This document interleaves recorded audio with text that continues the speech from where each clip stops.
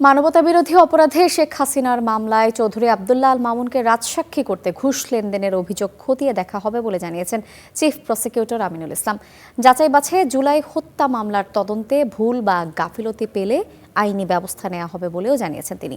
এদিকে এক বিবৃতিতে সাবেক চিফ প্রসিকিউটরের দাবি, ট্রাইব্যুনালের বিচার কাজকে প্রশ্নবিদ্ধ করতেই অপপ্রচার চালানো হচ্ছে একটি চক্রের মাধ্যমে।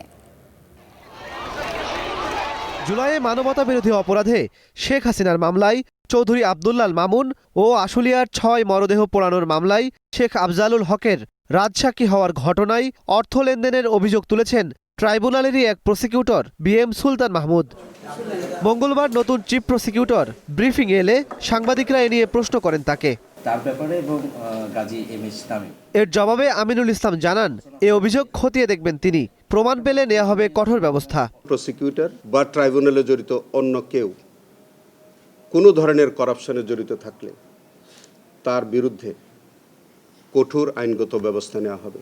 এছাড়া জুলাই হত্যাকাণ্ডের মামলাগুলোর তদন্ত সঠিক হয়েছে কিনা তাও যাচাই বাছাই করার কথা জানান নতুন চিফ প্রসিকিউটর।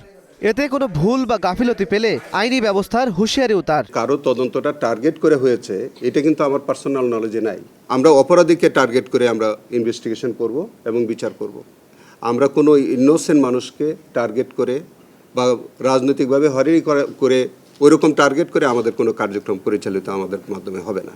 এদিকে এক বিবৃতিতে সাবেক চিফ প্রসিকিউটর তাজুল ইসলাম জানিয়েছেন, ট্রাইব্যুনালের বিচার কাজকে প্রশ্নবিদ্ধ করতে তার বিরুদ্ধে অপপ্রচার চালাচ্ছে একটি বিশেষ মহল।